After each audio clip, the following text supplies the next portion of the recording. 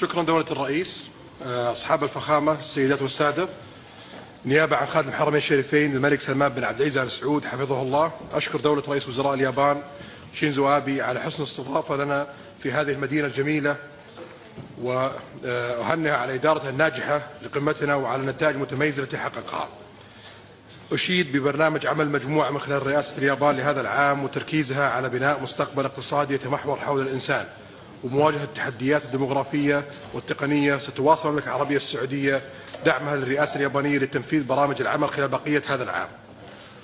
وفي ضوء ما يواجه العالم اليوم من تحديات متداخلة ومعقدة، فإن الحاجة أكثر إلحاحا من أي وقت مضى لتعزيز التعاون والتنسيق الدوليين، وتعتمد فعاليتنا في تحقيق ذلك على قدرتنا لتعزيز التوافق الدولي من خلال ترسيخ مبدأ الحوار الموسع والاستناد إلى نظام دولي قائم على مبادئ ومصالح مشتركة. إن تعزيز الثقة في النظام التجاري متعدد الأطراف يعتمد جوهريا على إصلاح منظمة التجارة العالمية تحت مظلتها، وكذلك من الضروري معالجة القضايا الضريبية للاقتصاد الرقمي، ونؤكد على أهمية السعي والعمل معا للوصول إلى توافق بشأنها في عام 2020 تفاديا للتدابير الحمائية. أصحاب الفخامة السيدات والسادة،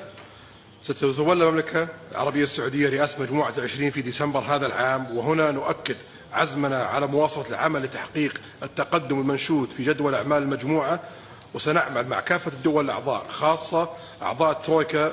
دولتي اليابان وإيطاليا لمناقشة القضايا الملحة في القرن 21 ولتعزيز الابتكار والحفاظ على الأرض ورفاه الإنسان. وإذ نشيد بالتقدم الذي حققناه في السنوات الماضية على الصعيد الاقتصادي، فإن علينا أن نسعى جاهدين للوصول إلى الشمولية والعدالة ولتحقيق أكبر قدر من الرخاء، ويظل تمكين المرأة والشباب محورين أساسيين لتحقيق النمو المستدام، وكذلك تشجيع رواد الأعمال والمنشآت الصغيرة والمتوسطة. ولضمان الاستدامة فسوف يكون موضوع التغيير المناخي والسعي لإيجاد حلول عملية ومجدية لخفض الانبعاثات من جميع مصادرها وتكاليف أثارها السلبية على كوكبنا الغالي، وضمان التوازن البيئي في العالم من أجندتنا تحت رئاسة المملكة للمجموعة. يعد توفير التمويل الكافي لتنفيذ أهداف التنمية المستدامة أحد أهم التحديات التي تواجه العالم، ونحن في أمس الحاجة إلى تعاون مع البلدان منخفضة الدخل في مجالات عديدة مثل الأمن الغذائي والبنية التحتية والوصول إلى مصادر الطاقة والمياه والاستثمار في رأس المال البشري، وستحظى هذه القضايا باهتمامنا العام القادم. كما أن أمن واستدامة المياه وما يترتب عليها من تحديات بيئية وسياسية هو أحد أهم المواضيع التي تواجه العالم